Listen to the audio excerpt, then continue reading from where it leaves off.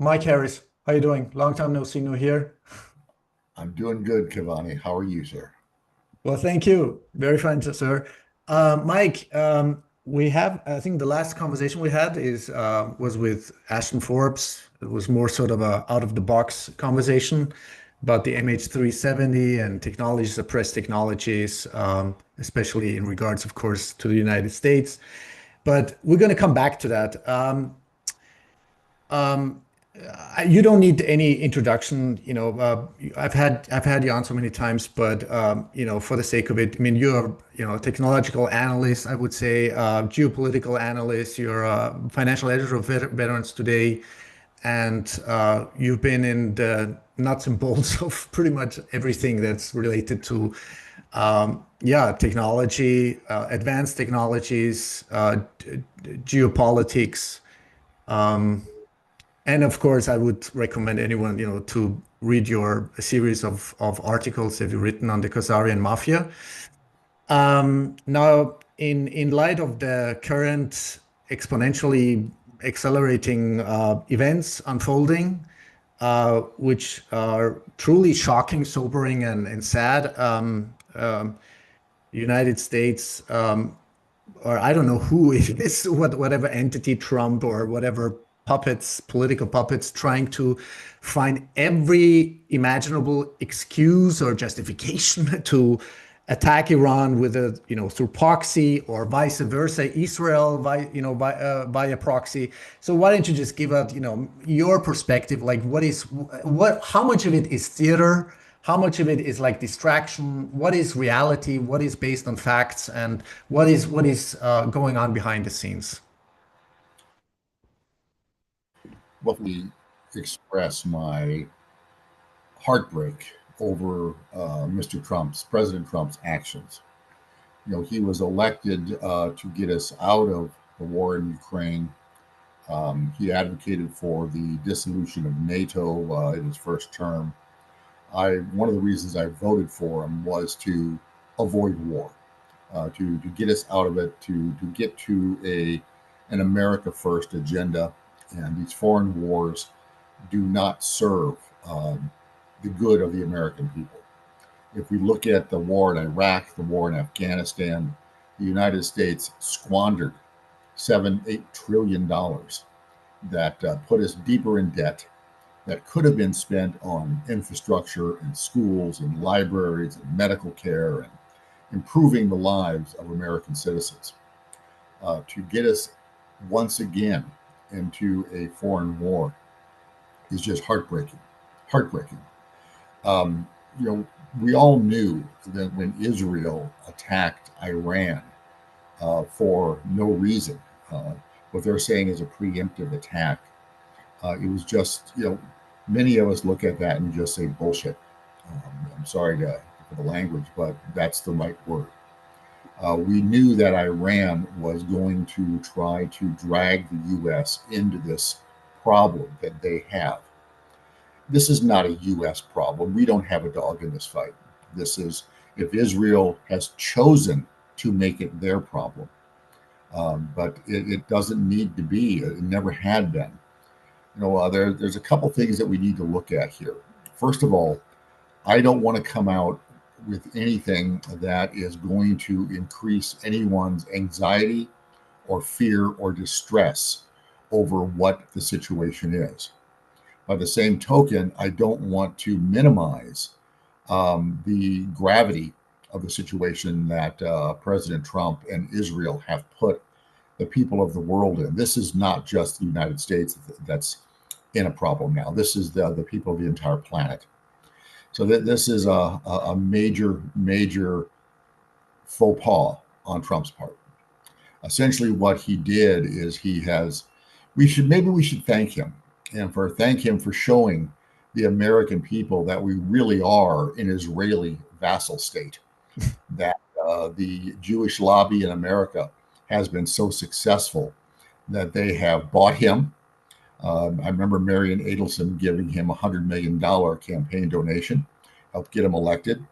The same goes on with our congressmen on both sides of the aisle, the senators, Republicans, Democrats, Republicans, both sides. They're all taking Jewish money, with a few exceptions, Thomas Massey of Kentucky being one.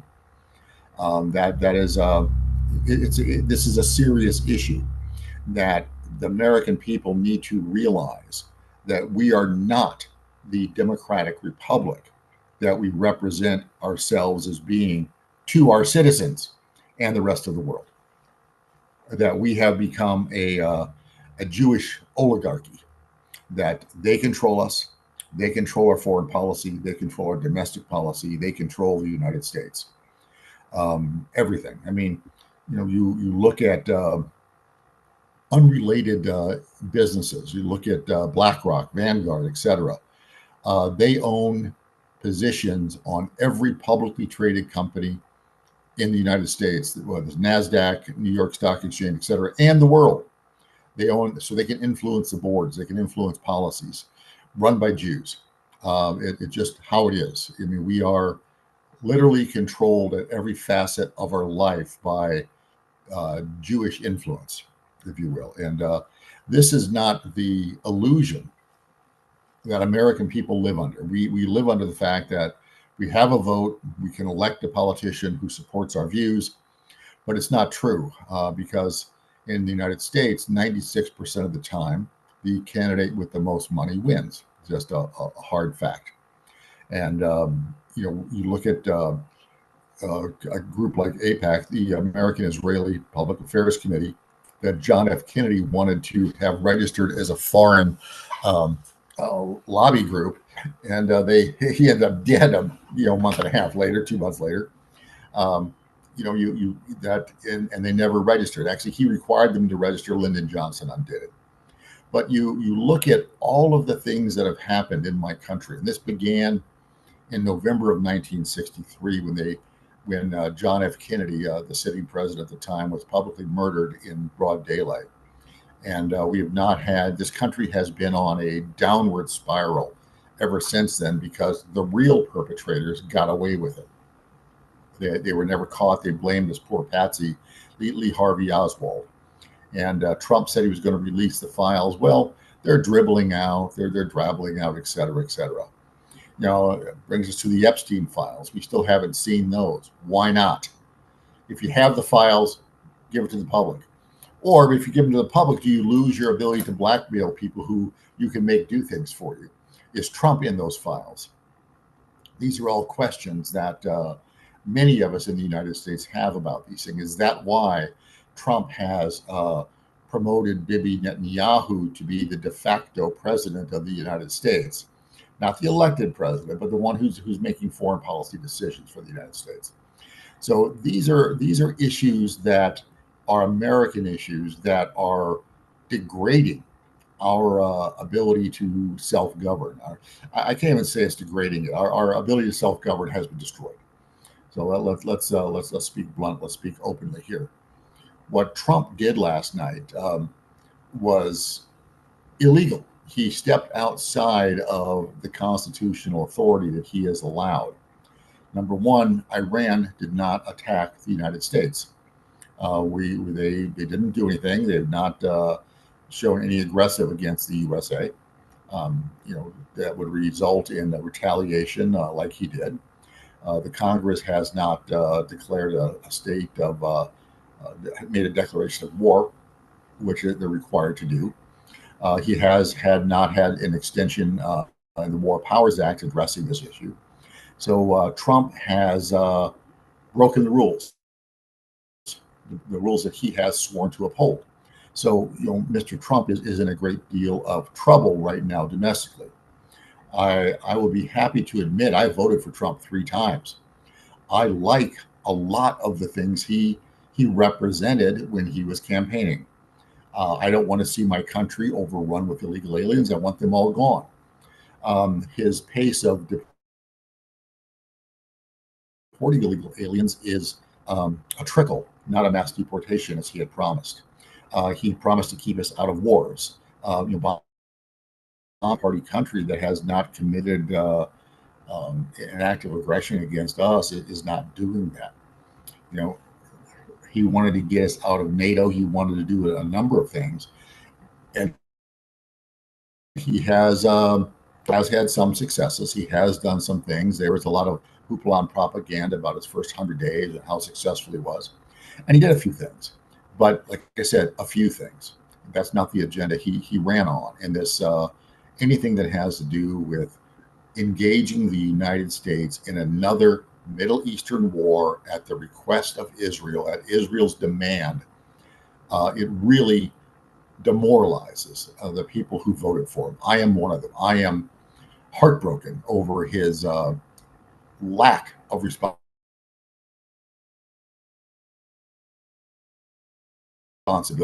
for this. His lack of things he's trying. What he did by bombing Iran is going to strengthen the U.S. in any manner. Is it going to help us in any manner? What are the benefits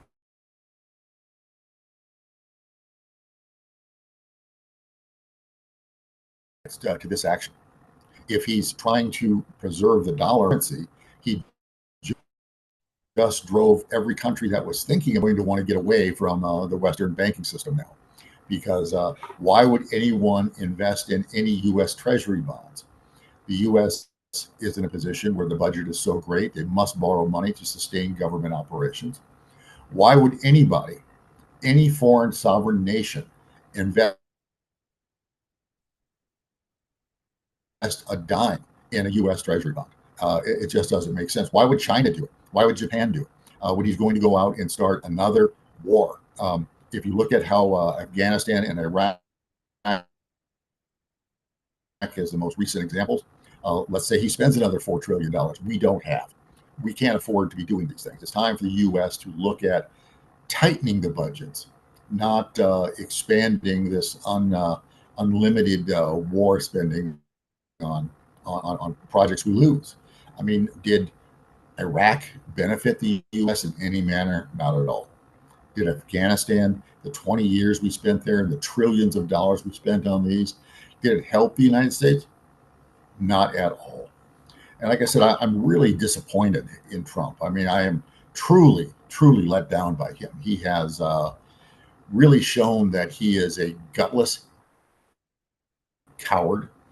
And for him to call the Iranians the bully, I think we know who the bully is here. And he bombs Iran and said, now you better really negotiate. You better take the deal. I'm going to stick up your ass. Or Iran again? What are you going to do here, Don?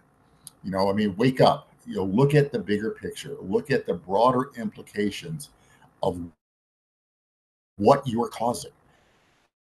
And you don't have anybody to blame it on. You know, it's like Harry Truman said when he was in the Oval Office. He said, the buck stops here. Well, Donnie boy, the buck stops with you. Segment of your voting base. Huge. If you were to run for re-election tomorrow, I doubt you would get the 77, 78 million votes you got November of 24. I doubt it. But you know, I can go on, but this is really a troubling issue. And like I said, we're still in the fog of war right here. No one has a real accurate account of what happened, what the damage was. I don't want to say things that are going to increase anyone's anxiety or distress, but we have to kind of own some facts that we do know. There is nothing compelling Donald Trump except the Israelis and the Jewish lobby to bomb Iran. And it was pointless. And like I said, he has illustrated that we should thank him for showing us where his loyalty really is, where that it is not with Make America Great into war, in another Middle Eastern war, in a country that is stronger and more powerful than either Afghanistan or Iraq was. How is that going to make America great? Does it get rid of a perceived threat that Israel had because they're paranoid, because they know how vicious they are, how they've been. We see the news clips every day of the Israelis murdering women and children, snipers shooting pregnant women, snipers shooting, the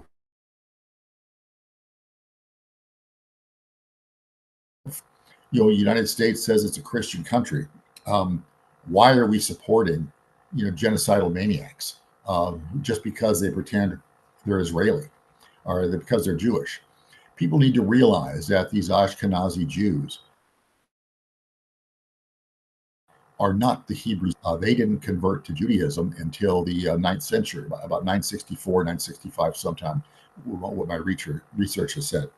But these are not, they have no claim to that land, none. Not only that, but they've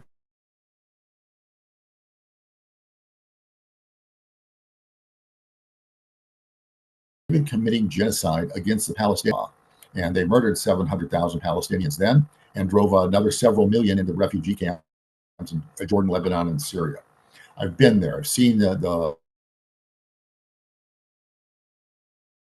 camp. They think of, Boy Scouts and camping trips and tents and campfires. It's not like that at all. It's really pretty austere. And this is a disappointment. This is an embarrassment for the United States that we have anything to do with Israel at all. But as I said, they have influenced our politics. They dodged the system where JFK put them as wanted AIPAC and other Jewish organizations to register as foreign agents. And JFK was murdered. Lyndon Johnson reversed the executive order. So there you have that. It's just one of those things. The other thing is Iran has signed the Non-Proliferation Treaty. They have a right to, under the treaty, to a peaceful nuclear program. If they want to generate, nuclear power, that's up to them. It's their right. They're on the treaty. It says they are allowed to do this. The Ayatollah issued a fatwa, and anyone doesn't know what a fatwa is. It's if you were a Catholic, it'd be like a papal decree, where eat fish on Friday. One of those kind of things where you have to go. You if you're good in your religion, you have to do it. But against the development of nuclear weapons, he never reversed it. There's no reason to think that Iran would do that. Now the Israelis think this. Here's a common human problem. People who are honest think everybody else is honest. People who lie and cheat think everybody else lies and cheats. The Israelis lie and cheat, so they think everyone else lies and cheat. They're not giving the Ayatollah the respect he's due as an honorable man. That's one thing in my dealings with is imams and Muslim clerics has been that they come across as being honorable men. I've spoken with Taliban. I've met with Hezbollah. I've been interrogated by Hezbollah. I should speak more accurately. And I met with the Grand Mufti of Syria. My impression of these guys is that these are honorable men doing what's best. Talking with the guys from the Taliban about it, and they say, well, look, we're just defending our homeland. You and your country, you're the invaders. We want you out of here. And if you leave, we have no issue. That's reasonable. If the same thing happened in my country, I would be the American Taliban. I would be trying to push the invaders out of my country, the occupiers. And so it's understandable that people want their homeland to be respected, and they don't want foreigners occupying it with military intentions. I understand this, but the Israelis just can't seem to leave it alone. They want global dominance. It's what they do. It's what they try to do. But all of these things, cumulatively, it appears that Trump is over his head, that he doesn't understand what's going on, or, and this is another real possibility, he's not being given accurate information. He's being given information that forces him to jump to wrong conclusions. There's two types of lies. There's the lie of commission, where if I told you I'm driving a new Ferrari, and I'm not, but if I told you that, I would be committing a lie. That's an overt lie of commission. The other type of lie is a lie of omission, where a married guy calls his wife on Friday night, says, honey, I'm going to stop out at the bar and have a couple drinks with the guys. It's Friday. I'll be home a little late. But what he didn't tell her was that he was going down to the Boom Boom Club and he's going to spend $500 in table dances and come home broke. He omitted an essential part of the story, that she needed to to know before she approved of his stopping off at the bar. So that's what is going on right now. There's lies of omission being committed, where I think of essential facts that Trump needs to know are not being discussed or not being disclosed to him. And I can't blame him for that, but I can, because if that's the case, he needs better personnel. He needs people who have the ability to go in there and give him unbiased, you know, uh, assessments, intelligence assessments across everything. And intelligence just doesn't apply to military or affairs of state. Intelligence applies to everything from domestic policy on up. And if he's not being given accurate information, and I don't believe that he is, it's easy to come to the wrong conclusion. So, but I'm not here to make excuses for Trump. I'm here to kind of chastise him a bit for being so stupid. I mean, he's really proving to the world that, yes, he is as dumb as George W. Bush. And George W. Bush was famous for being the dumbest president.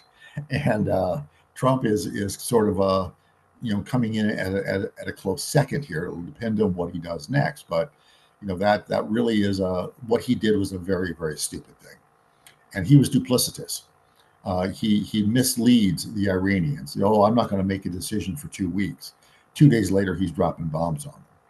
How are you supposed to negotiate with someone who gives you a window to formulate your position and reach consensus within your own population as to what you're going to do and how you're going to do it? Because, as Trump is learning, the United States or Iran or Russia or China, any government there's 1,000 competing factions out there, and they all want something a little different. How do you bring those factions to a consensus for the country? And he didn't allow them the time to process this, to get their ducks in a row, so they could come back and say, yes, we can live with this. No, we can't live with that. So these are some mistakes that Trump has made. And like I said, I put this firmly on the Israeli and Jewish lobby that's within the United States. I give them the responsibility for this. This is where it goes. So.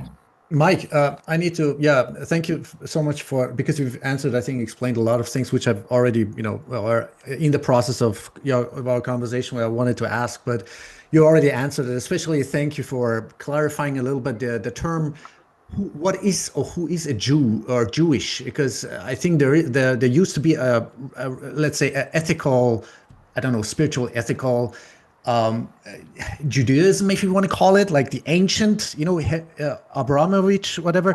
Well, who are the Hebrews of the Bible that Christians put so much faith in? That this is where Christianity came from. Who were Jesus's people that he came from? Who were they? Well, these Khazar types, these Ashkenazi types, they don't have any Semitic blood in them at all, and that's their first line when you criticize them for catching them at committing one of their crimes, or one of their many crimes. They always say, "Oh, you're being anti-Semitic." No, we don't like Khazarian criminals. And they're not Semites. And they're not Semites. They are not Semites. Read the John Hopkins study on that one. That really goes out at they're 98.9% Semite-free genes. They just don't have any genetics that support their claim to Palestine. So, and if you look at the Palestinians, they're the real Semites. People say, well, what happened to the Hebrews of the Bibles? Well, many of them converted to Christianity. Many of them converted to Islam, and they're still in the same place they were 2,000 years ago. There's where the Hebrews of the Bible are. They converted to other religions because the other religions made more sense to them. Whereas Judaism was no longer valid. It was not a good framework for them which to live their lives. Mm-hmm. Now, look, I want to ask you something because it's maybe my perception because I'm already too deep or I'm not on mainstream. So I have the notion or the feeling that people's perception, at least optically, has changed a little bit. I mean, they do see the difference? I mean, the whole gaslighting. Do you see a difference? Do you see a change in the perception in the of people regarding Israel, Iran, United States? Do you see like a slight shift? A slight shift. I see a tectonic shift in how Americans in particular perceive the Israelis. Now, there are some evangelical Christian types who follow the Schofield Bible, which was they took a King James Bible and rewrote it to not be negative to Jews in Israel. About 1900, 1910, sometime in that time frame. I don't have the exact date, but they rewrote the Bible and they paid pastors, in order to promote that flavor of Christianity, and that was a very big propaganda effort. But the good news is that by the genocide in Gaza has opened so many eyes that people watch what's going on and they say, wait a minute, if I am a Christian, and if this is not what Christians do, this is not what Christians support, this is antithetical to who and what we are. And you watch the Israelis offering genocide tourism, where they're sitting on the hillside, where while they're slaughtering people down in the valley, and they're drinking wine and celebrating this. This is not the Christian way. This is not the Muslim way. This is not. This is who is that Air Force colonel who came out and said that Israel is a death cult? It really is a death cult. It truly is. The Chabad Lubavitchers are being some of the worst, and this is a problem. So, how can we, as a people, whether you're Muslim, whether you're Christian, whether you're Hindu, how do you support a people who openly commits a genocide against a population that cannot escape? They're held prisoner in Gaza, the open air prison, and they have nowhere to go. They've been dispossessed of their land, and they're being systematically destroyed. And they're doing to Gaza what Stalin did to Ukraine during what is called the Holodomor. Starvation is the cheapest way of killing people. And right now, the Israelis are starving the Palestinians in Gaza. And this is a crime against humanity. No one speaks out about it. There's just a number of issues, but let's look at some other things. This is a big dust up here about Iran allegedly getting a nuclear weapon. Okay, that's what the big hoo-ha is about. Okay, well, they had a little bit of a what's the right word? Contention about when North Korea got a nuclear weapon. But North Korea went ahead and developed a nuclear weapon in peace. No one bombed North Korea. No one invaded North Korea. No one attacked them in any way. And the reason behind this is that North Korea has no oil. Iran has oil, a lot of oil. Currently, it's estimated that China is buying between 80 and 90% of the Iranian oil and consuming it. That's one of their major suppliers. So what happens if that source of oil is out of Iranian control and goes under control of the Western banking system through Western companies and Western banks and other things? What happens then? Suddenly, the Western banking system, the City of London, has control over China. Now, people need to understand that Israel was created because of the City of London during the Balfour Agreement. The City of London is the nexus of evil on this planet. That is the center of the Western banking hub. Our Federal Reserve System that prints our money, our currency in the U.S., is owned by the City of London. So you look at this and you say, well, wait a minute.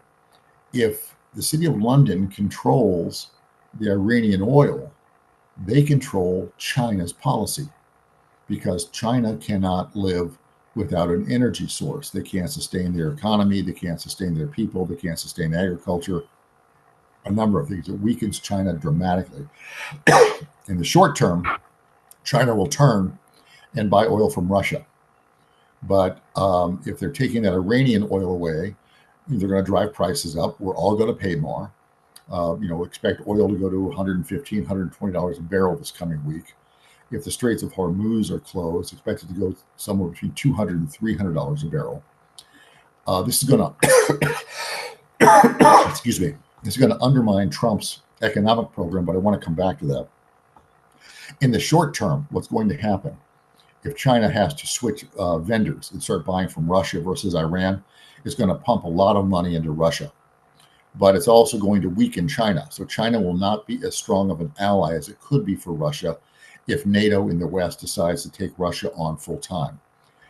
We'd like to think the operation in Ukraine is winding down, but it doesn't appear that way. It appears that it's just hitting a pause, and that Europe is ramping up to take on Russia directly. You look at the budgeting, you look at the rhetoric, you look at all the tell signals there, and Russia is preparing for a long engagement with. Europe is preparing for a long engagement with Russia, and so that is one sign. So the end game here is to destroy Iran, cripple China, so withholding energy from them. It'll strengthen Russia short term economically, but long term, it's going to result in Russia getting broken up into 4, 5, 6, 10 different regional countries that will never be able to be powerful and stand alone against them. And then you have the city of London dominating the entire planet through economic means. Now, if we go back to Trump's his plan to revitalize the American economy, one of the things he's done really effectively is he brought the cost of energy down. You see at the gas pump. Gas is $2.35 a gallon, whereas under Obama it was over $5 a gallon. It's come down steadily since he's been in office. Now, if the Straits of Hormuz close and gasoline prices go up to $5, $6, $8 a gallon, depending on the jurisdiction you're in, or more, that's going to fuel inflation. So Trump has been lobbying for a rate cut from the Federal Reserve. It's going to result in rate hikes. It's going to result in tighter credit, not looser credit. It's going to exacerbate the American budget problem. More of our money is going to be required to pay off the existing debt because the interest rates went up. It's going to discourage other countries from buying U.S. Treasury bonds because the U.S. is now unstable. They're too far in debt. It's like whenever a borrower has too much credit card debt, he can't get any more credit. They cut him off, and that is what the United States is looking at. That is going to destroy Trump's economic revitalization plan for the country. Another sign of very, very short-sighted thinking and or bad advice that he's getting from people. It's really tragic how he is being allowed to malmanage this country. So. Okay, now Iran is the last domino, sort of, as one of the, what do you call it, Pentagon spokespeople once said, after whatever. General Wesley Clark said we're going to take Exactly. down 7 countries in 5 years. Yeah. It's the last of those, and this feeds America fighting wars for the Greater Israel Project, which again illustrates how controlled the United States is by the Israelis. And their clever dodge is to say, well, all the money that goes into AIPAC, it's not foreign money. It comes from United States citizens. Well, how much of that foreign money is by United States dual citizens who have citizenship both in Israel and in the United States? And it really makes a strong case that dual citizenship needs to be abolished. That either you're an American or you're not. If you're not, get out, stay out, don't come back.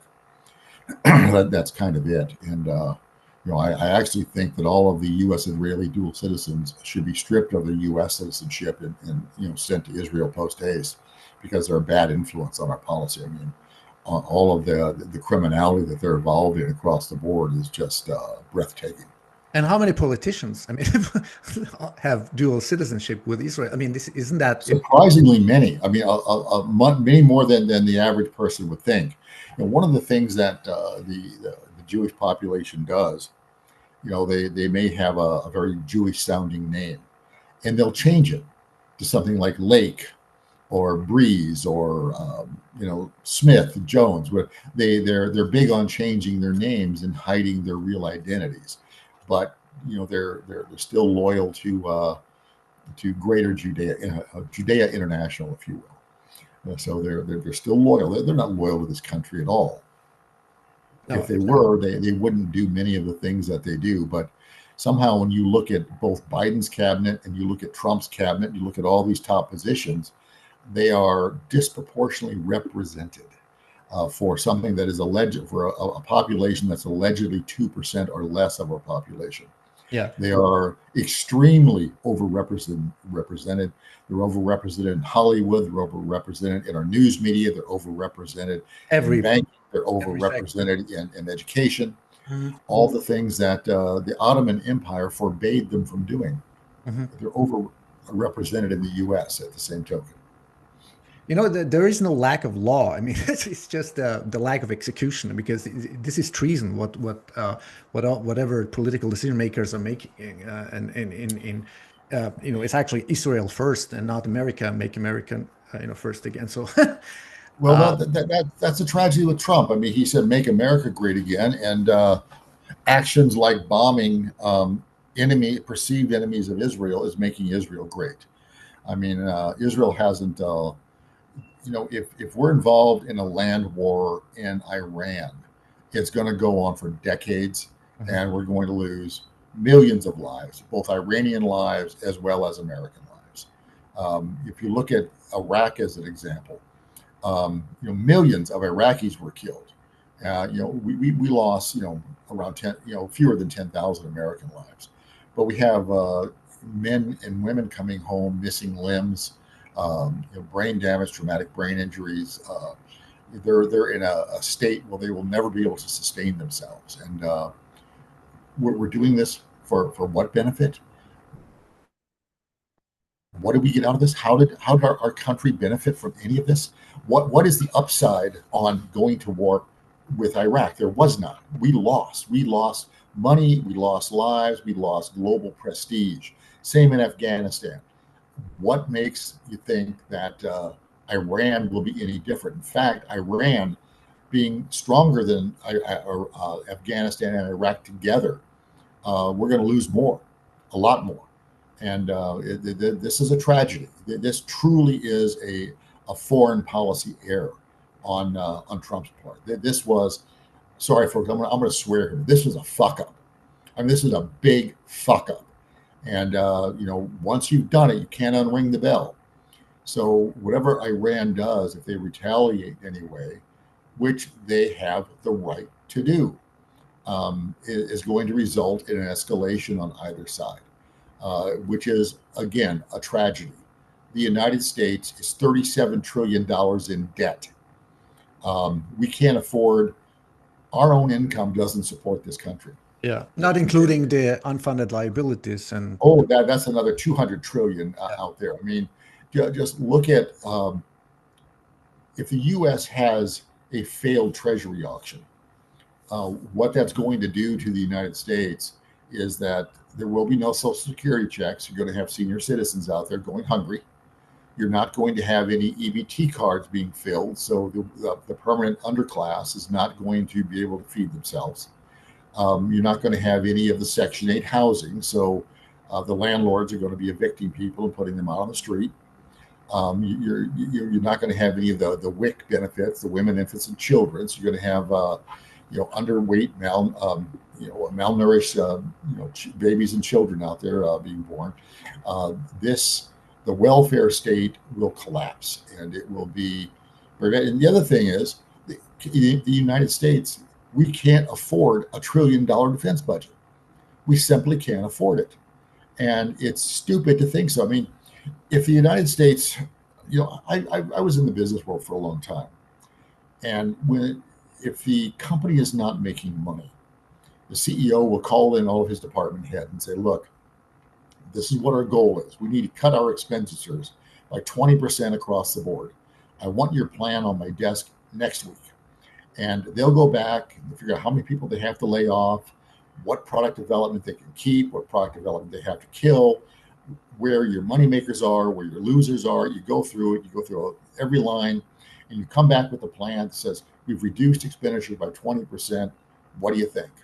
So you'll look it over, he'll approve it, he won't approve it, he'll ask for refinements, he'll ask for, whatever he does. But at the end of the day, there's a 20% reduction in expenditures. But you look at our form of government here, where we're a democratic republic, allegedly. It is the most easily corrupted form of government on the planet. We're a special interest because these guys, congressmen in particular, they get elected, they have a big celebration. He's a freshman congressman. The next day, he's out raising money for his next campaign. And so anybody who promises them anything, that's why we have so much inertia. That's why there is no change. That's why we cannot cut spending, is because every congressman out there has got somebody who's making a campaign donation to him, paying him to get him reelected again, so that he can protect their interest. Meanwhile, the greater good of the American people is suffering because of this. It's a tragedy. It truly is. This is a tragedy. We're watching it in the making here. A real-time example here. Look at Doge. They put a muzzle on Elon Musk pretty quick, and they kept him from going in and finding, he found what, $200+ billion in cuts that could be made easily in fraud. And you look at Social Security, for instance, he found, 27 million people over 100 years old, some as old as 130 years old, still collecting Social Security. Yeah, it was just the tip of the iceberg. I mean, wasn't the Treasury had a sort of privileged permission to just print out money and just yes, but then you look at the rescission bill that was passed. The courts got involved and said, well, you can't cut that because Congress approved those monies. You don't have the ability to cut those. So they put a rescission bill in Congress. So instead of getting 200 billion in cuts, we got 9.5 billion in cuts. Just a little smattering, just a little, a rounding error, if you will. Never got to look at the Pentagon, never got to look at all these other government programs. So we're living in a system that has corrupted itself to the core. The United States is not this big pillar of strength. It is not. The country has been gutted. It has rotted from the inside out. It's like you've got this big tree, and it looks mighty and it looks stout, but the core is hollow. It's been rotted out, and a big wind comes along and it blows the tree over. Then you discover the rot. Doge was discovering the rot, and they stopped it because the rot is so pervasive that they didn't want the American people to wake up and say, "Dear God, this whole thing is a fraud. All of the money that our government gets is going to grifters." Where we're seeing very little on essential government services, where we're seeing very, very little. And this is a tragedy. And this is what has been allowed to happen. And it needs to be rectified. It needs to be redone. And, I hate to say it, but we're on the verge of a second American Revolution here, where, you've got people on the left who have their complaints. You have people on the right who have their complaints. The 78 million people who voted for Trump thought he was going to rectify these things and fix it. But, he didn't allow Doge to go full tilt and find everything they could. He didn't open up the Pentagon for an audit. The Pentagon hasn't passed an audit since Donald Rumsfeld came out on 9/10/2001, the day before 9/11, and reported there was $2.3 trillion he couldn't account for.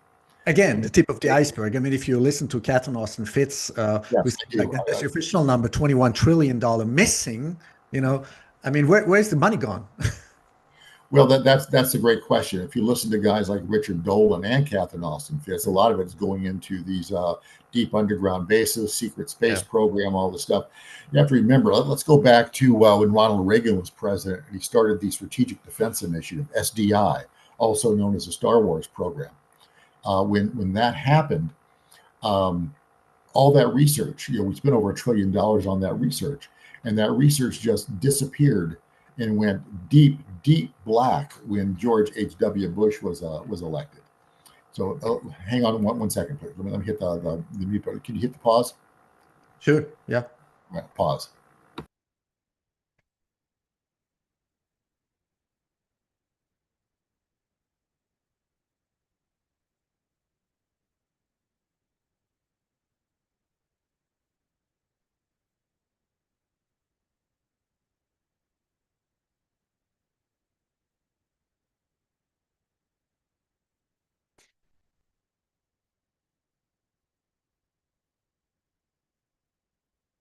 Okay, I'm back. We can start up again.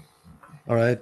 Can we go back to very interesting things you said in the beginning about Trump, because to be honest with you, I mean, I had given up the hopes or the illusion of voting. First of all, I got fooled by Obama. I'm not a US citizen, so so I can't talk about voting about any candidate in the United States, but, generally in Austria, wherever, I stopped voting. And to be honest, at the end of the day, I mean, when everything, culminated with, make America great again, Trump, a lot of things, when I looked at his videos like decades ago, it's like, wow, he's speaking truth. And he was really literally, I think, not only for me, but a lot of people outside the United States, for, foreigners, like the last hope, the last bastion, so to, I'm asking you, Mike, I mean, how much is he really in control? First of all, is he blackmailed? Is he extorted? Is he being threatened? Is he just a puppet? I mean, what is this figure of a president, I mean, in general, and who is this Trump? Because he admitted himself in his autobiography, he's grown up with the Kabbalah, so he's been groomed, by the most, famous Zionist, whatever, Roy Cohen. Roy Cohen was his exactly. mentor. Yeah. And so anybody does any research on Roy Cohen, he was an interesting character there, not really an America firster, but it was a problem. But about back to voting, I'm going to quote. Most Americans are familiar with an author named Samuel Clemens. He wrote under the name of Mark Twain. That was his pen name. He wrote Huckleberry Finn and Tom Sawyer and some really great American classic books. He had a famous quote. He says, "If voting really mattered and made a difference, it would be illegal." And he wrote that over 100 plus years ago, probably at the late 1800s, so 130, 140 years ago. So the problem with voting is, if it mattered, it would be illegal. They won't allow it. And so the powers that be want to keep things the way they are. They don't want change. Or they don't want things to evolve. They don't want things to accelerate. They don't want things. An example that I can give you, technology-wise, and you and I have had technology discussions at length before. But when you look at a cell phone, like this, this thing has evolved since 1990, when Motorola came out with the first brick-shaped cell phones. The TAC 8300, and into this. This is more computing power on here than allegedly went to the moon on the Apollo program. We've had tremendous technological improvements in computing power, telecommunications, all of these things. We've had revolutions in this technology here. Now we're seeing AI coming on. These are remarkable technological achievements. Where we haven't seen technological improvements is in the sphere of energy generation. We haven't seen any progress at all. We're still using internal combustion engines. Yeah, very weird. We're still burning. Well, let me finish this up, because there's an economic reason behind this. And this goes back to Iran. See, Iran is one of the major oil suppliers on the planet. And if the City of London, the Western Banking Group, their various countries and companies gain control of the Iranian oil supply, that tells us that we're not going to see any improvements in energy generation technology. We're not going to see the advanced fusion technologies. We're not going to see the zero-point energy technologies. We're not going to see these, because they're not going to kill their cash cow, which gives them control over the rest of the planet via the energy supply. Energy is control. Energy is wealth. Energy is money. And so what it's telling us that they're going to stay focused on the what we call fossil fuels, that they're not fossil, and oil is a renewable commodity. Yeah. Texas has proved that because they had damn near pumped Texas dry. They let it sit fallow for 30 years, and now the wells are pumping again. Funny how that works. Yeah. It's a replacing commodity. Even Russian But scientists, I think, proved that like decades ago. Yeah. Yeah. They don't want the public to know that because they want to keep the prices high and the supply limited to control the prices. But that's what it tells us, and so they're trying to thwart mankind's evolution technologically into unlimited and low cost, if not free, energy sources. And so that is why Iran is important to them, and why they're willing to go to thermonuclear war for Iran, whereas they didn't care about North Korea. Oh, they fussed a little bit. They made some lip service noise, but they did nothing. And you look at how North Korea armored themselves. Do you think Iran is any less militarily prepared for a war than North Korea is? Do you really think that? I think the Iranians are pretty smart people. And one thing, I did an interview on Izvestia Thursday. And one thing people don't understand, they underestimate Iran. They think Iran is like Afghanistan. It's not. Iran is an extremely technologically advanced culture. I mean, extremely. Some of the best engineers, some of the best scientists on the planet are Iranians. Brilliant men, brilliant and women. They're brilliant people. And the sanction embargoes just push them further, even. You know what I'm saying? Yeah, because now mother is necessity is the mother of invention, and so Iran is going to come out and start showing us technologies that have been withheld.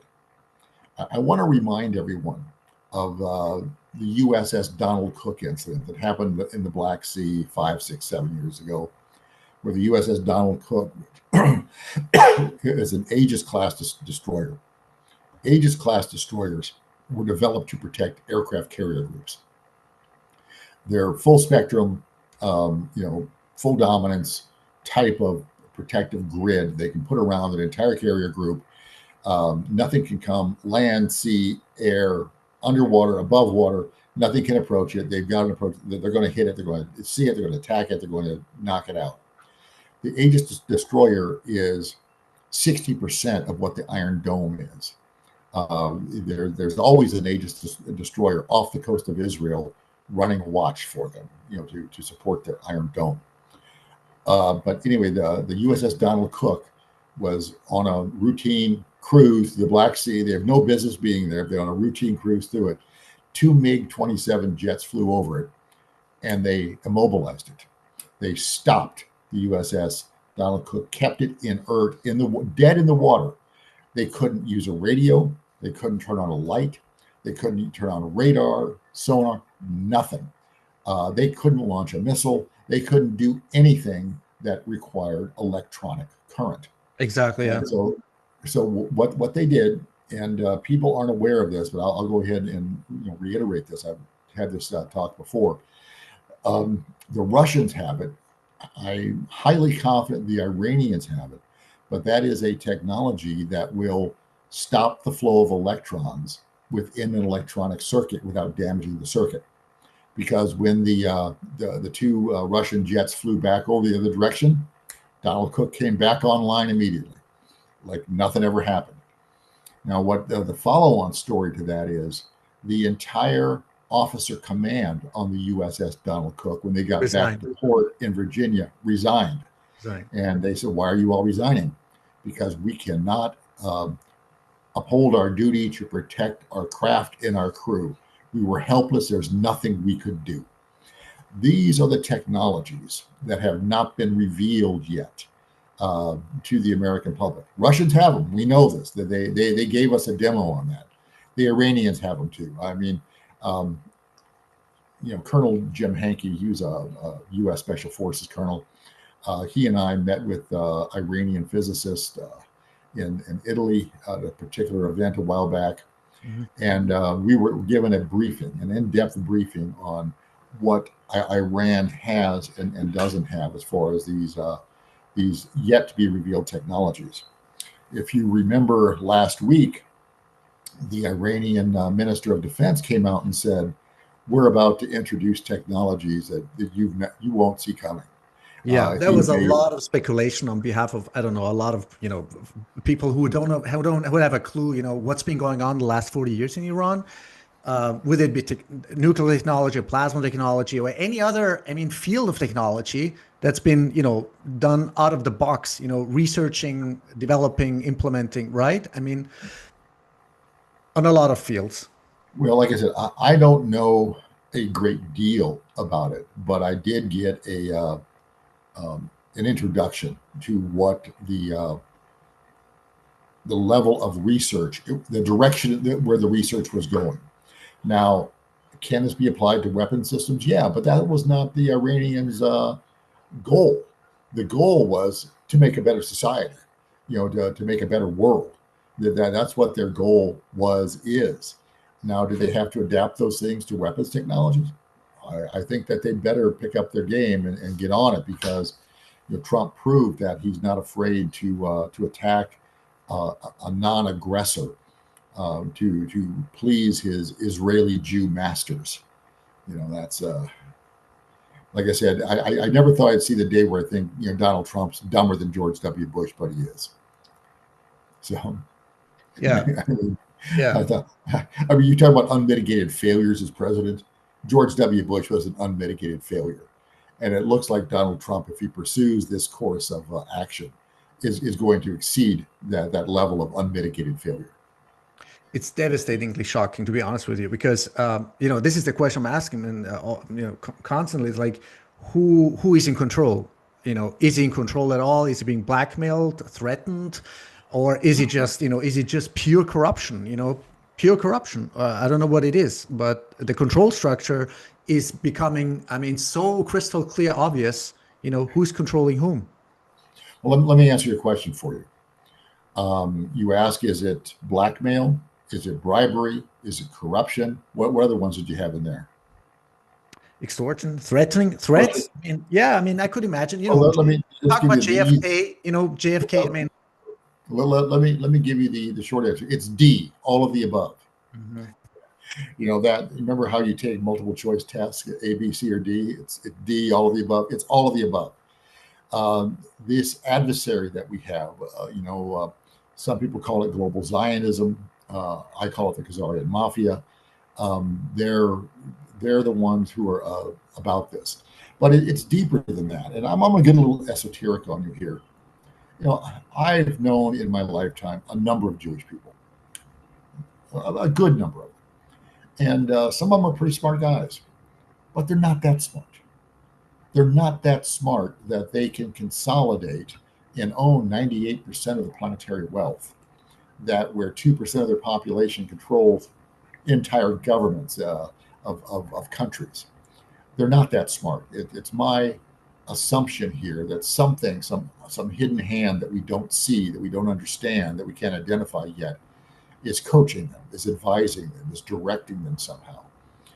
Because the plans that we're seeing, you write a business plan, it's a 5-year plan.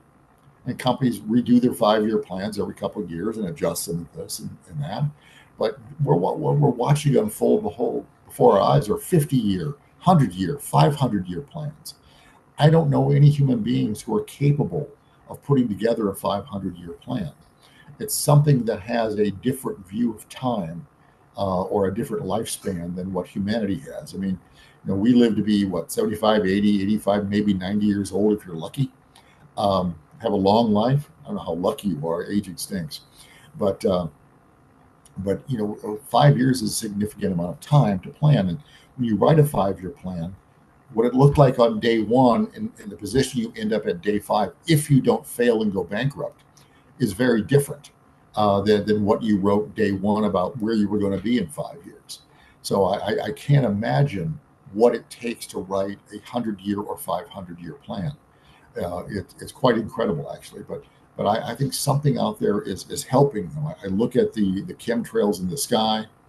I look at the pollution, how the world is the toxicity of the chemicals, the agricultural chemicals that are poisoning the topsoil 10 feet down. It's killing the biome in the soil. It's killing, the fungus, the bacteria, the earthworms, all the bugs that live in there. It's killing them too. So our soil is becoming less and less fertile the more and more of these chemicals, these fertilizers, herbicides, fungicides that we use. I'm seeing the life on this planet being killed. I mean, you look at the bad guy of carbon. We can't release carbon in the atmosphere anymore. We have to capture it. Carbon is the gas of life. Every form of life on this planet is a carbon-based life form. You take the carbon away, you take the life away. Less carbon, less life. More carbon, more life. So we're moving in a direction where it looks to me like the planet is being terraformed by some unknown, unseen object. The Pacific garbage patch, microplastics in everything. They say every human being in the United States has got half a teaspoon of microplastics in your brain already. These things, these are not accidental. These are cumulative traumas that are building up against the human race, and it looks like they're here. They have the stated goal. They want to reduce the population by 95%. Yeah. These things, take them serious, folks. I mean, it all sounds like lunatic conspiracy theory until you take the time, do the study, and do the math. And hey, these are valid points. These are things. You look at the whole COVID thing. Dear God, what an abomination that was. It's like in our faces. I mean, the attacks are like on every imaginable level. Would it be food, bioweapons? I mean, mRNA vaccines, what are they? They are bioweapons, you call, chemtrails. I mean, you can measure the whatever, toxins you have, barium, strontium, I don't know, aluminium. It's all in the fucking soil. You can just measure it. Just look at the data, the information, the reality, the truth. It's mind-boggling. And to be honest with you, I'm totally, I've been in this rabbit hole, but I think a lot of people maybe cannot follow when you talk about like, who are the real, the faces or the entities we have not seen. We don't even have to go to the alien, aspect of it, but no, we don't. We don't. I mean, we might have entities existing right by us at this moment that we because our perception is so limited. Exactly. I mean, our access to the electromagnetic spectrum through sight, sound, olfactory is so narrow that what are we missing is the question. So the interesting set of questions here. But who are we? Where are we going? How do we fight this? How do we stop this? How do we get humanity back to where it needs to go? We were on a path, and we've been knocked off of that path. If you listen to Cliff High and you look at some of the genetic research, it appears that our chromosomes have been modified. Yeah. The first and second have been welded together, CRISPR type technology. If you read the Bible and it says Noah lived to be 968 years old, how was he gifted with such a wonderful lifespan, and we're given 75, 80 years? I mean, it's like we got adjusted somehow. But I don't want to get too far off into the weeds here, because we can talk on these other topics all day, and we have so if it's limited hard data on these things, it's difficult to talk about. Yeah. But we can speculate and take it as speculation. Yeah. But what we're seeing here with the Iranians and the Russians both is a new physics that is opening up, and a new way of looking at physics to where everything we were told is wrong. You look at how Mr. Heaviside edited Maxwell's equations so that they never worked quite right, and the original Maxwell equations have never been seen again. You look at how the Tesla research disappeared, and the FBI took possession of 2 train cars full of research, and it's never been allowed to see the light of day. Somebody, something is wanting to keep us in the dark, and not allow us on the technological path that we need to be on to evolve. I was so thrilled with Trump. If you look at his first inauguration speech back in January of 2017, when he alluded to the breakthroughs in technology, the breakthroughs in energy, the breakthroughs in healthcare, all of these things, these breakthroughs, and yet we're totally black, totally silent. When's the last time you heard him talk about it? You haven't. Exactly. Yeah. Or one of his, what is it, White House press speaker, or whatever. Didn't he say in one of his speeches, like, we have the technology to bend time and space? Just Yes, recently. yes, yes, yes. Oh, He was not he was not part of the press corps. He was one of the science okay. Thank you. advisors. Yeah, and yes, I'm trying to remember the guy's name. It eludes me right now. But he came out and said that we have the ability to bend time and space. And so, what does that mean? Can you give us a demonstration? Can you show us what you're talking about? And these are the type of things. I mean, I know the Iranians have been working on them for 40 years. I know the Russians have been working on them since the end of World War II, maybe longer. You listen to the Richard Dolans of the world, the Catherine Austin Fitts, and you listen to them allude about the missing money, the 21 trillion that disappeared. What did it buy? Did it buy these underground bases? Did it build a secret space program? What did these things? Where did the funds get used? Or did just have people living rich? And that brings me back to the Doge thing. Now, and let me give you the other reason that Doge was thwarted is because you've got people out there who are living off the grift. You've got companies, you've got individuals. I mean, you look at that congresswoman who said, well, my grandma died 13 years ago. I've been cashing them checks. You think she's not going to miss that 13, 14, 1500 bucks a month grandma was getting in every month? Think she wants to give it up? Anybody who is living off the corruption has got a burn rate, the amount of money that they burn through every month. They don't want to give up the grift. They don't want to. They're politically powerful. They have money that they've stolen from taxpayers, and they're going to fight to keep it. And that's why Musk was forced out, and that's why the rescission bill was only 9.8 billion instead of 200 plus billion, because that money was going to go away, and the people who were paying their car payment, their house payment, their second house payment, their third house payment off of that didn't want to go into foreclosure and lose everything. So they fought back. They pushed back hard. They pushed the levers of power that they have access to, and they forced them to back off. And the United States is going to collapse. It's going to collapse from rot from within, because that's the one thing that criminal organizations do is they don't build anything. They don't create anything. All they do is they suck the life out of viable businesses and viable governments and viable people. They corrupt them, and they suck them dry. It's it's like a spider that traps the fly and sucks all the life out of it, sucks all the fluid out of it. That's what they're doing to my country. That's what they're doing to the global community. That's why Europe is so weak. That's why the United States is looking so weak. China is still strong and vibrant, but their turn is going to come too. You can't suck the life out of it until it's a strong, vigorous entity. And so China's turn is going to come as well. And China's having their problems right now.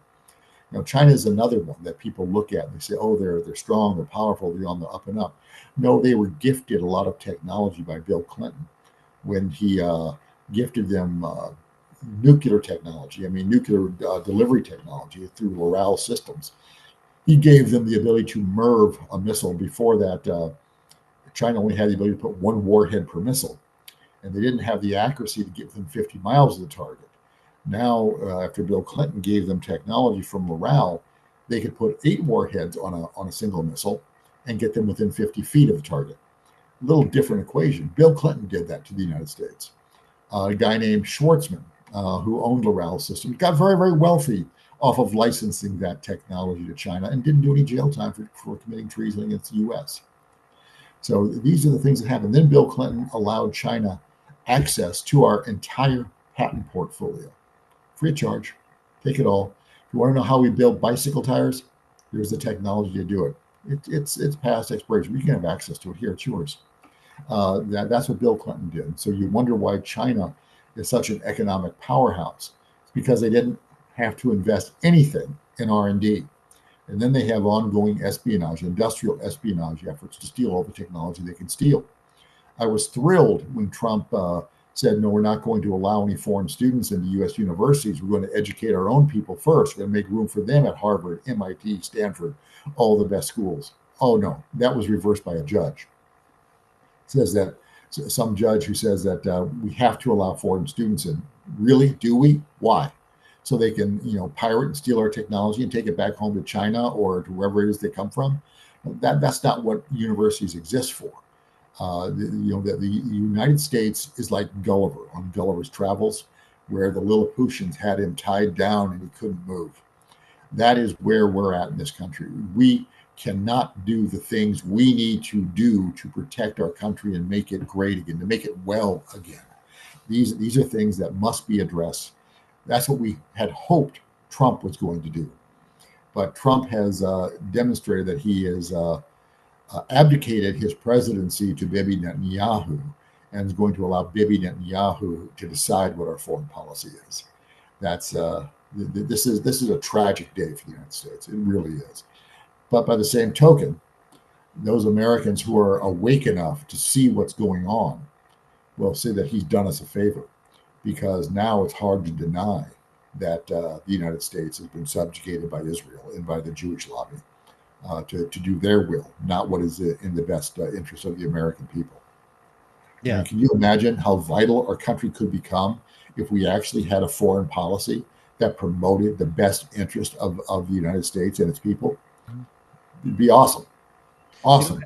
As you know, Mike, as you know, my podcast is, naturally focused on the monetary system, Bitcoin, as a root solution.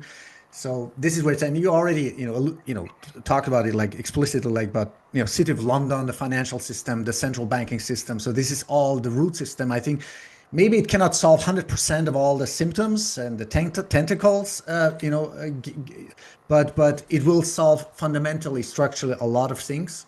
Now, I want to go back. As an Iranian or born in Iran, at least the Iranians you ask outside of Iran, they give you an honest opinion and assessment and say, I'm neither a fan of, I'm not a fan or advocate of the mullahs, ayatollahs, or theocratic religious systems, but without the intelligence, the wisdom, the creativity of the Iranian people themselves. And since I have, also some part of my family is still over there from my mother's side, I do care, about the people of Iran. So without the intelligence, creativity, and wisdom and ingenuity of Iranian people, Iran wouldn't have had developed this amazing, just to say on a conventional military defensive level, this kind of sophistication. Now, how far they have exceeded or advanced, in plasma, whatever magnetic field technology or plasma technology, defensive technologies, all those things that, as we talked about, with Aston Forbes last time. Now, I'm a little bit amazed or fascinated by the naivete or of a lot of people, and people who have not even taken position on the systemic genocide being perpetrated by Israel or whatever, Zionists or the Jews. So there is a post by Ashton Forbes. He says, I guarantee you Iran does not have this technology. He means the 0-point, plasma technology, and in connection with the MH370. I doubt Russia or China do either. The United States does, though, and that means they'll do whatever the fuck they want. They can disappear a civilian airline and make you believe it's totally a normal thing that happens. Now, I don't know how to interpret it, some of his statements or posts, but let's just assume if Iran does have beyond the conventional advanced technologies, would it be missiles, self-developed, whatever, radio systems, drones, reverse engineered or not, partially adopted or not, what is the role of Iran? In between, you alluded, or you explicitly mentioned China and Russia. What if Iran we're going to see, as you've already articulated it so well, it's going to be a disaster not starting in the Middle East, geopolitically, geoeconomically, Strait of Hormuz. And then structurally, the whole global system. What are we talking about here? What do you see? Well, first of all, let me speak very carefully here. what I see here is that Iran is a linchpin. When I was in Damascus, Syria, in 2014, at the International Convention to Combat Terrorism and Religious Extremism, sponsored by the government of Bashar al-Assad, I was a guest of the Syrian Minister of Justice. During that meeting, we met with Russian operatives, let's just say that, okay? And we were talking about the geopolitical situation and the fake war that was imposed upon Syria. This was funded by the US, coordinated by Israel to topple the Assad government. John McCain was over there meeting with al-Baghdadi, giving them, guns, weapons, stuff. I mean, I saw a TOW missile manufactured by Raytheon Corporation in Tucson, Arizona, in the possession of the Assad government that they had taken from ISIS terrorists. Okay, so we were funding ISIS to topple them. But the Russians, we were talking about this and how to preserve the Assad government, because the Iranians and the Russians both understood that if Damascus fell, and it fell about 6 weeks ago, that the next stop would be Iran, Tehran. And then once Tehran falls, the next stop is Moscow, because it was going to come straight up from the south to the north into Moscow. So Damascus fell. 6 weeks later, the United States is attacking Iran. Israel is attacking Iran. So that is, it's following the chain of events. So, unless we want to go into a full world war, this has to be stopped. I mean, the Iranians need the help of the Chinese. They're going to need the help of the Russians. They're going to need the help of the North Koreans in order to stop this assault, to take Moscow apart, tear it apart. China has no choice. I mean, I was on a podcast with a guy named Scott Bennett, and when they first started the Gaza genocide.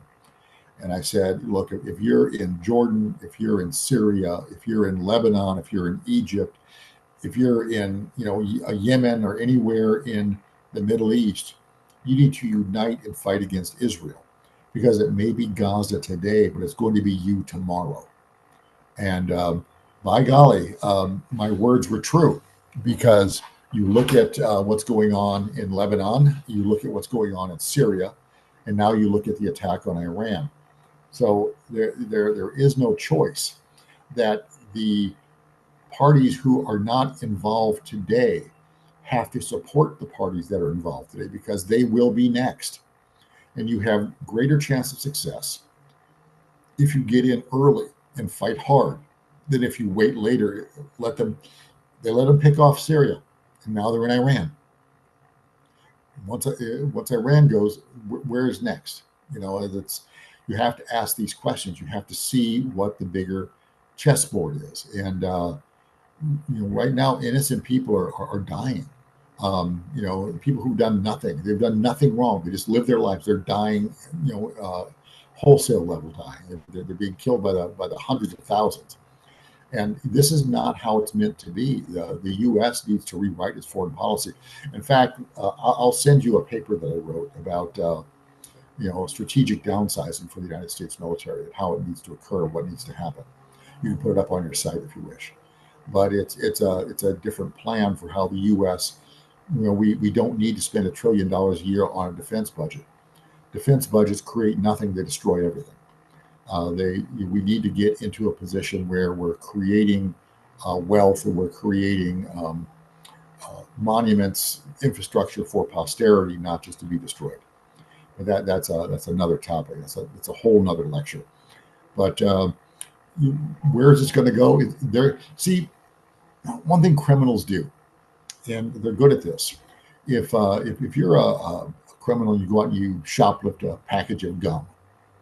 You get a little minor item, 50, 60 cents. You got away with it. Yeah, it was easy. We'll get another one. That was easy. You know what? I want to get another snack too. Get the gum and a snack. And criminals keep going until they're caught. And these global criminals have been raping and pillaging countries wholesale wide for hundreds of years now. And it's time they got caught and were held to account. It's time they were all executed.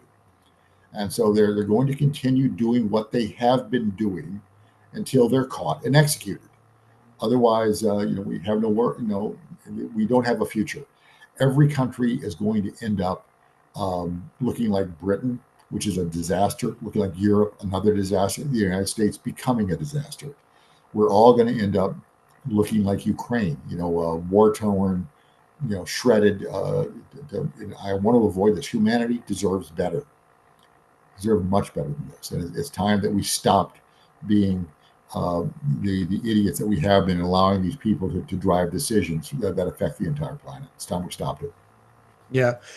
You know Marandi, right? Is that Iranian analyst, political geopolitical Professor Marandi, or have you heard of him? I don't know him personally, no. Okay. So he said, he done a really very crystal clear statement. He said, first of all, whatever we think about this theocratic, system, ayatollahs, mullahs, but they do. I mean, the ethical position that the nuclear bomb is immoral, unethical. They have repeatedly said that, and the question is really, I mean, the Iranians have this technology. They don't even need external help to build this, right? So they could probably build this within a few days or maybe maximum a few weeks, right? And the question is, I mean, do they? This whole, possession of a nuclear bomb is so mind-boggling. It's so fucked up because it's just a psychological deterrence, right? Well, let me interject something here. Donald Trump says he's the great deal maker. And if he really wanted to make a deal, the deal he should make is to disarm Israel, take their nuclear weapons from them, have them give up their nuclear weapons so Iran would not have to pursue a nuclear weapon. That is the smart move. That's the bright thing to do. But everybody wants to ignore the elephant in the room, and that is Israel has nuclear weapons. They've came out and said so. Exactly. Rabbi Shmuley said that Israel has nuclear weapons. Secretary of State, former Secretary of State Colin Powell came out and said Israel has nuclear weapons. Everybody knows it, but nobody does anything about it. Nobody says a word, or very rarely do they. And the United States and many other countries are forbidden to have any transactional relationships with any country that has nuclear weapons, hasn't disclosed them, and has not signed the Non-Proliferation Treaty. So the United States is being hypocritical and not following their own laws and not honoring the treaties that they have already signed. And you look at what treaties does Israel have with anybody? We don't have any treaties with Israel. We don't have any obligation to defend them other than the hundreds of millions of dollars they pump into political campaigns every year. And see, here's the thing. If you're a politician and you come out and say, no, I don't support Israel, they're wrong because of this and that, the next election cycle, the Israelis will put somebody to run against you, and they'll give them whatever money it takes to get you out of office. Like I said earlier, 96% of the time, the guy with the most money wins. The Israeli lobby will make sure the other guy has more money than you if you oppose them. That's how they control our political system. And that's just flat wrong. And we as the American people have allowed this to happen. And now we need to undo this damage that the Israelis have caused our political system, because they have really distorted our national interest, which is really not a national interest for Americans, for the benefit of Americans. It's for the benefit of the Israeli lobby and for the Jews who support it. And that's really a tragedy. We're really a fraud of a country right now. We have become criminals. You look at the villains of the world, growing up, being a child, 50s, 60s, 70s. The Soviet Union, they were the evil empire. They were the ones who were spreading violence and discord. They were going to topple governments and put in communist governments around the world. Well, the United States has taken their place. The Soviet Union collapsed in 1988. And now the U.S. has replaced them. So instead of having a USSR, we have a USSA. And we have become the ones who plan color revolutions and topple governments. And you look at Ukraine, how the U.S. State Department spent $5 billion to go in and depose the democratically elected president, Viktor Yanukovych, drove him from the country and put in a Jew puppet. Now you look where we're at with the war with Ukraine and Russia. I mean, it's the hypocrisy is just so overwhelming. It's unbelievable to me. Yeah, But it's all because of this one little group of people that comprises like point 4% of the global population, 2% of the population in the U.S. But they control what goes on. They have a disproportionate amount of influence, right. and this is And not the way government's supposed to work. exactly. And who's been funding, the divide and rule agendas, whether it be Bolshevism, Marxism, the 60 million Well, Christians who have been, who had been exterminated, whether through starvation or whatever. It's always the same. It's the same rabbit hole over and over again. This is mind-boggling. I mean, I'm glad you brought up the Bolsheviks because the Bolsheviks. If you read Alexander Solzhenitsyn, he said that it was not a Russian revolution; it was an invasion of Bolsheviks into Russia, who toppled their government, and resulting in the murder of 100 million Christian men, women, and children, and the theft of their property. Well, let's fast forward to Gaza right now. They're going to kill 8 million in Gaza and steal their property. They've already said that they're going to steal it. Trump wants to go there and build condos and a casino, of course. And so this is their business model. They go in and they murder the indigenous population and they steal their property. And you wonder why there's so many wealthy Jews. That's a big reason why. But these things, we can stop it. What the world has to do is look at every Jew will say, "Well, I didn't do anything with it. I was no part of it." No, but you support it. And Yeah. what Netanyahu and Trump have done is they've planted targets on the back of every American citizen who's traveling anywhere in the world. You painted targets on the back of any Jew who's traveling in the world, just for random violence, come up and be murdered. That is what Trump and Netanyahu have done to their populations. They have put targets on them, and rightfully so, because we humanity cannot tolerate this much longer. We've got to end the people who are causing the problems for all of humankind.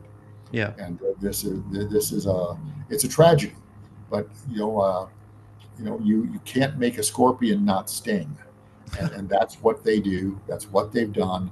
That's why Russia and Persia destroyed the Khazarian Empire in the 9th century and forced them to disperse and adapt Judaism. That's Exactly. why. Same reason. Their Yeah. behavior has not changed. They're still the name stealers. They will kill you, steal your name, and steal your property. That's what they do. Yeah. It's funny is when they say they've been evicted, from what? 100 over 100 countries, Yeah, one I think 1,000 times. 109 or so countries, Yeah. But and they they've been never say why. They never say why. but they've been kicked out of the same country multiple times. It's for the Yeah. same reason. It's because you look at things. Who runs pornography? Who runs human trafficking? Who runs drug trafficking? Who runs gambling? Who runs alcohol? Who runs all of these corrupting influences? Whose business? Who is in that business? Systemic What people? pedophilia. Yeah. Yeah, I mean, who runs that? Who Yeah. controls it? But going back to Iran, like I said, I'm not a fan of a theocratic government. I'm Me not. neither. I just Yeah. I see some very strong good virtues in Islam. I also see some weaknesses and some defects in Islam Yeah. that I don't approve of. I don't Exactly. approve of how they treat women. I don't approve of a lot of things. The Sharia law. There's just a lot of things that I don't agree with, but there's many that I do. So I'm of mixed mind on that. But I don't want to see a theocracy. I don't want to see a Catholic theocracy. I don't want to see a Christian theocracy. I don't want to see a Muslim theocracy or a Hindu theocracy. I want religion to be a deeply personal thing Hmm. between a person and their God, Spiritual. however they choose to worship, wherever they do. But I don't want to see that imposed upon people. I want people to make their own choice Exactly. Thank you. Yeah. as to how it is. That's my only disagreement there. So I think government needs to stay separate from Mhm. what religion is.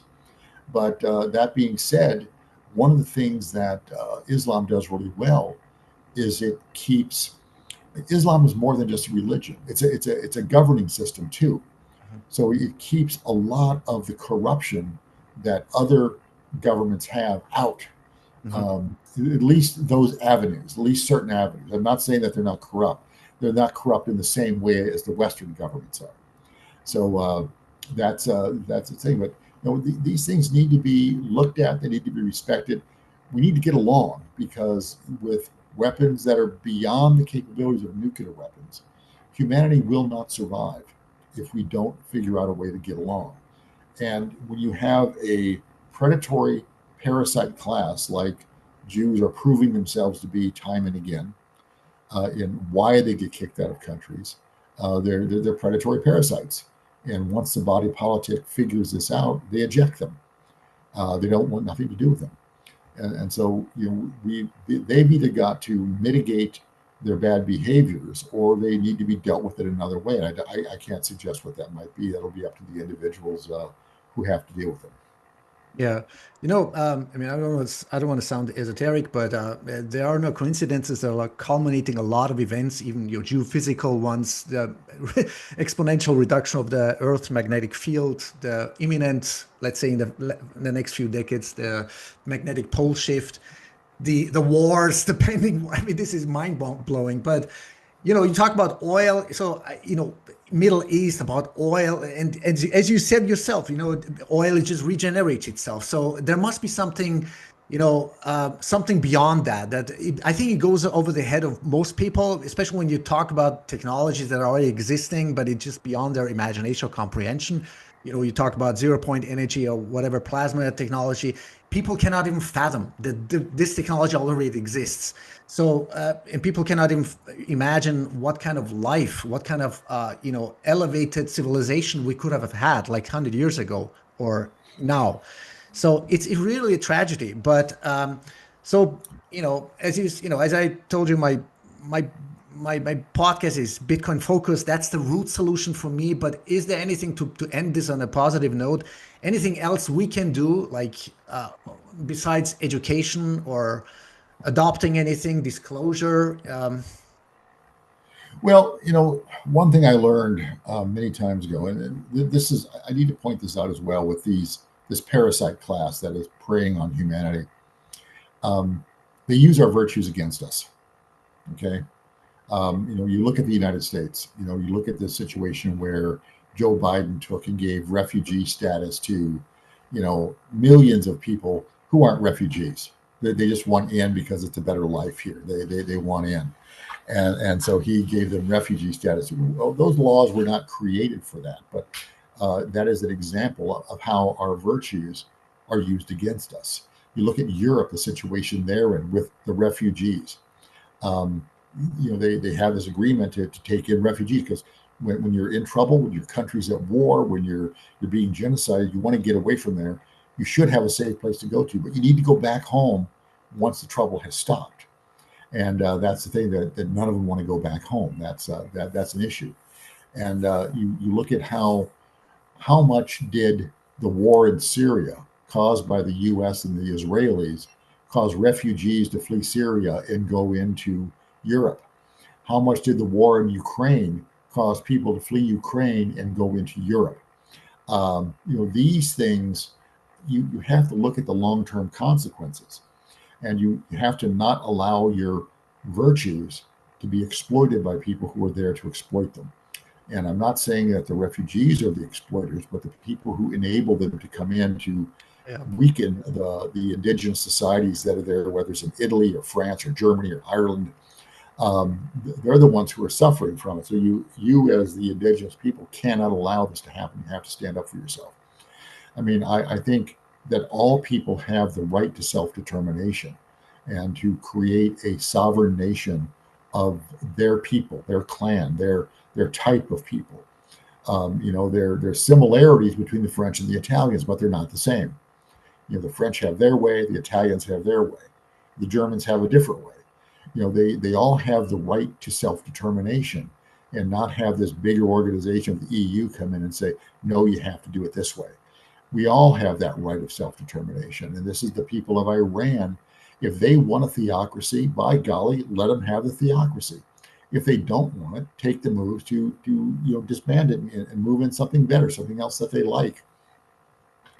And what we're looking at here globally with the internet and the global age, the introduction of AIs, we're looking at having a global government imposed upon us via credit scores and via other things that we don't agree with. And we all have to resist this. Catherine Austin Fitts is a really good person to listen about this, because once they gain control over your money, like I support Bitcoin, but I do not support a central bank digital currency. Exactly. Yeah. I want to keep my financial transactions private to myself. Mhm. I don't want to have them say, "Well, you've driven too far. You're beyond your 50-mile limit, so we're not going to allow your credit card to work to buy gas to get home." No, no, you're out of your geographic area. We're not going to allow you to charge a meal so that you can have food. You got to stay in your own little cubby hole that we assigned you to. People need to keep in mind that our freedom, our sovereignty is the only thing that we have as individuals, as groups, and as nations, and that self-determination should be up to us, but also responsibility for our own actions. If you go out and you're drunk driving and you hurt someone, you need to be held responsible financially and criminally. Hurting other people is not allowed. And we need to have a way of enforcing these things and dealing with these things, responsible behavior. And so all I can say to people to keep you, we're not beaten yet. We outnumber them tens of millions to one. And all we have to do is become ungovernable. You see, all government exists by consent of the governed. And withdraw your consent. Do not agree to doing the things that you know are not right. You never do wrong by doing the right thing, but it's your decision to do what is the right thing. Lying, cheating, stealing, these are not good things. Don't do them. Be a good person. Show kindness to your fellow man. Yeah, I do not want to see American. I like you. You're a good guy. You and I look at it as friends. I don't want to see my family members go to Iran and fight your family members and have your guys die and my guys come home in body bags. I don't want to see it. I don't want to see it happen. It's not necessary. But there are those parties out there who want to control us and want to control the planet and want to control the population. And those are the ones that we have to resist. And hopefully we shall be successful in this. So, Yeah, I'm convinced. I mean, we are sort of on a precipice, on a tipping point, with it goes in this direction or the other direction. Decentralization, centralization, peace, or World War III. Would you agree with me? I mean, is that yeah, are we we are. at a We're pinnacle? we're we're on we're on the edge. But I really don't think that. Here's how I read it. The old system is collapsing. The old the Western financial system is dying because they've run out of people to lend to. They've lent so much money that the people who borrowed it can't pay it back, and they can't borrow anymore to pay back their old debt. So it's going to collapse. That's why they're trying to have these wars to secure more resources so they can loot Russia, they can loot Iran, they can come in and loot all the resources that are there. But they've run out. There isn't any more give in the Western debt-based financial system. It's run. See, here's what people don't realize: when you go out to buy a car, they'll lend you the money to buy the car, but where does the money come from to pay the interest? They don't create that money. So you may buy a car for $50,000, but to pay it off over the course of the loan, it might cost you $80,000. There's $30,000 out there that's missing, that didn't get created when that loan was created. And so that's the deficit. That has to come from some other source. You have to get it from somebody else. You have to take the fruits of their labor to pay off your debt for your car. It's the same for a house. A house in America used to cost $250,000, but it costs you $800,000 to pay it off over 30 years. Now a house in America costs, $500,000-$600,000. Going to cost you, $1.6 million, $1.8 million to pay it off. They're not making the extra money, and so we're seeing our financial system unwind. There's no way to stop it. Then you look at the U.S. government, 37 trillion in debt, and as you mentioned, another 200 trillion in unfunded liabilities out there. Where's this money coming from? It's got to come from someplace. We have to take it from someone else, or we have to print it, create out of thin air, in which case inflation goes through the roof. Exactly. So we're really on the verge here. I'm looking for a global financial collapse. I'm a big fan of Bitcoin. I like how quick it is. I like how transparent it is. I like that the blockchain exists. There's no room for fraud. You've got the record. It's there. It exists. I like the Monero even better because it maintains privacy. Privacy, yeah. But these things are there. But the trouble with Bitcoin is if we have power outages. Exactly. Yes. On basis. All right. Or you're like that guy who lost his 9,000 bitcoins on a hard drive, and he turned over the entire landfill looking for it. He still hasn't found it. It's a self-custody. It's a paradigm shift. There is no hotline you can call. It's just self-responsible self-custody. That's he's finally given up on the search. But if there's a power shortage, how do you access your digital currency? Well, you can't. So you need to have a balance of digital currency and hard currency. And hard currency means gold and silver, things that actually have value, things that you can take in, to a store and buy a gallon of gas with. That's the thing. That's why silver is important. Gold. If you go into a gas station with a Cougaran and you want to fill up your tank, all right, let's say gas is at $20 a gallon, and you took 20 gallons, you're $400. How do you get change out of a Cougaran that's worth $3,500? How does the guy make change for you? It's kind of a problem. Yeah, there's a lot of problems that gold is missing. That's where silver comes in, because the silver dollar should buy you between 4 and 5 gallons. Anytime, anywhere, any place. Yeah. And so, silver, that's why it was currency for so long. But these are other types of problems that we're not going to get into today because we can go on forever. Yeah, exactly. Yeah. I'm pretty honest about that, but especially when it comes to Bitcoin, I think a lot of Bitcoiners have a cognitive dissonance or ignorance about it. It's like, you said, what if the grid is gone? What if we have sort of a Carrington-like event? Not like, I'm not even talking about EMPs or artificial attacks, like Carrington event, like a sun flare, solar flare that and it's gone. Things gone. Yeah, it's down for 6 months or a year. How do you get it? How do you access your currency? You don't. Exactly. And we are pretty close to that, but okay, we don't want to talk about that. Anyway, Mike, I really appreciate always you're such a holistic comprehension of everything, and thank you so much for sharing your time. Just final words. We still need to close this up on a positive note. Do you think, because it's escalating so fast, so quickly with Iran, what do you see in the next few days, weeks, months ahead? Is it? What do you see? Iran has some hard decisions to make. Mm-hmm. I saw the news feeds this morning. Iran clobbered Israel last night. Man, the Iron Dome is no longer functional. It's the Iron Sieve. They're getting as many or landing as they're stopping. They're running out of ammunition for the Iron Dome. It's not going to be viable much longer. Israel needs help because Iran has, I can't say an endless supply, but they have a multitude of very, very effective missile technologies. And these are conventional technologies. What people don't realize, in addition to missile technology, Iran has been working on improving conventional explosives, where they have super energetic explosives. Beyond what TNT or C4 or Semtex type explosives are. They have super energetic explosives that have 5-10 times the power of if you had a pound of this explosive versus a pound of TNT, it's 10 times more effective. So they're going to be loading up their missiles with that. They haven't even shown that yet.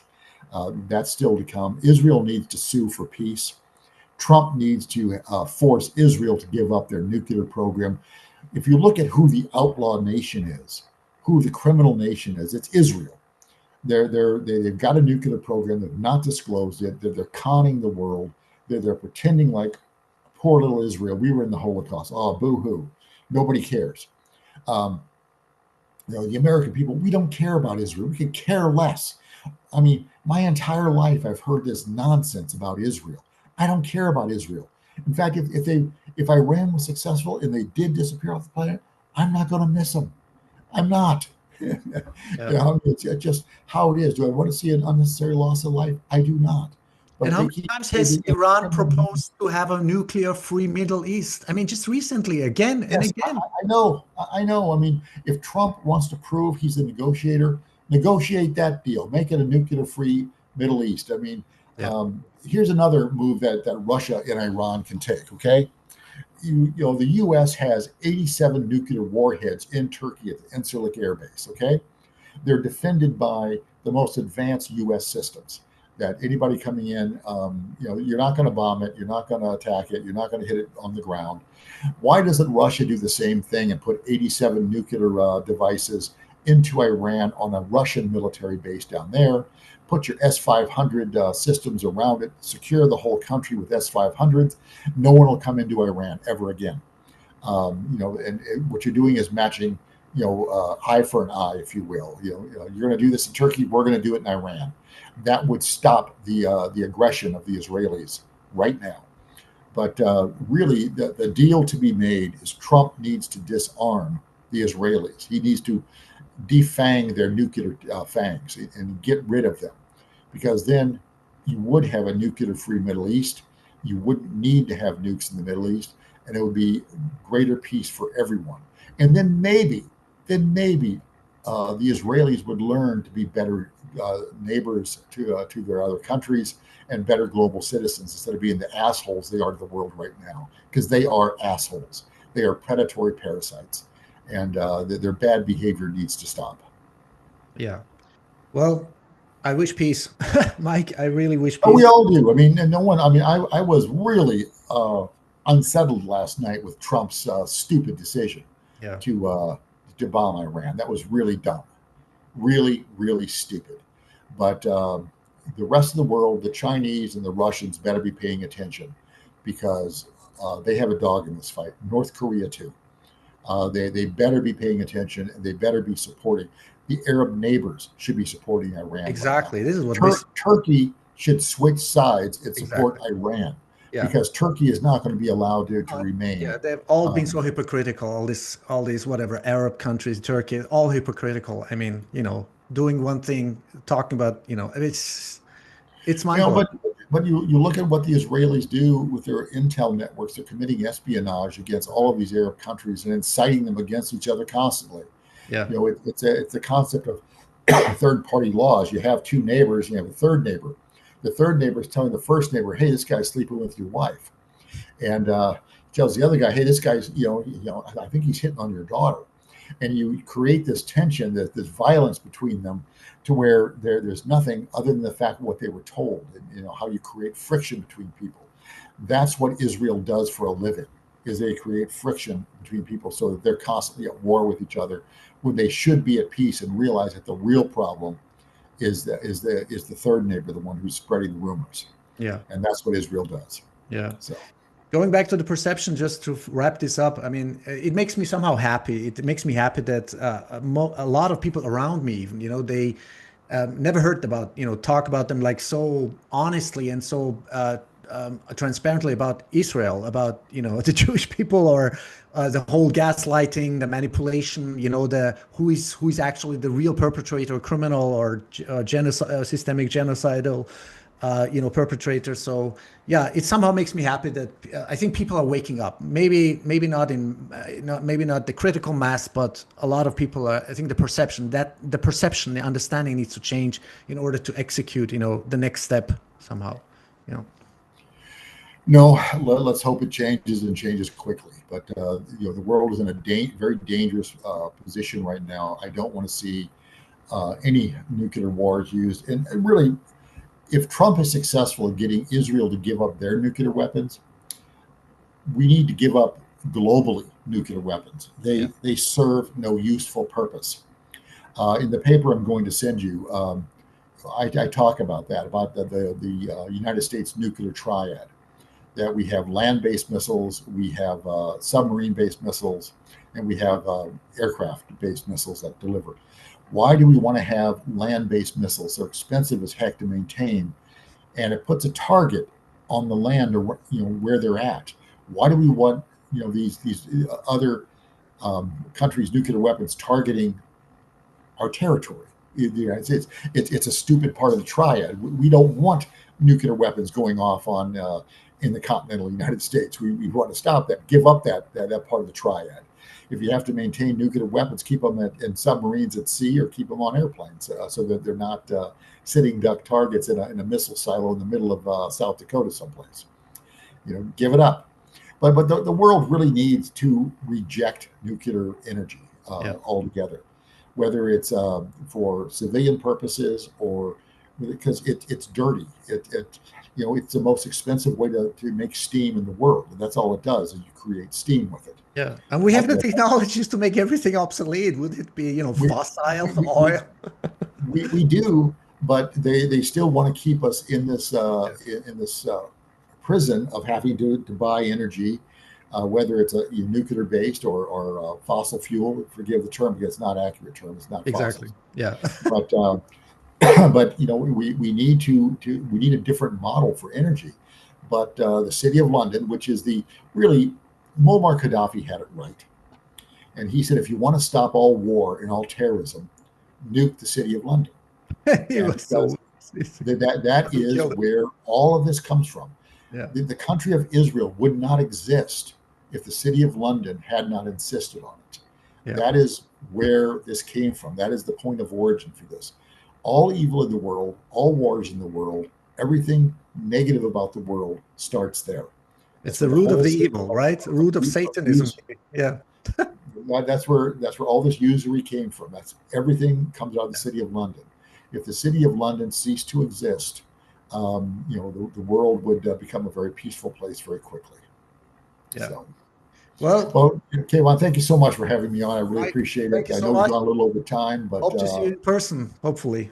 And God forbid, peace to the people in Iran. I mean, Iranians are good people. Yeah. People don't understand it, and like I said, there's nothing I like more than Bat and June and Babali Pulo and Zib Zabzi and all the traditional Iranian foods. And people don't understand this. These are good people. They're, people need to understand that Iran is a derivative of the word Aryan. And, you and I, believe it or not, are distant cousins. And, through bloodline, it's probably, maybe 1,000 generations, who knows, but we're distant cousins. But I don't want to see any unnecessary deaths. I just don't want to see it. I don't want the world to go to war. I want peace. And so all I can tell everybody, your mind has a lot of power, and pray for peace. Pray internally, pray, use your own abilities internal to yourself. Don't look for some external God out there. Look into yourself and pray for peace. Well, thank you so much, Mike. And let us pray and wish for peace.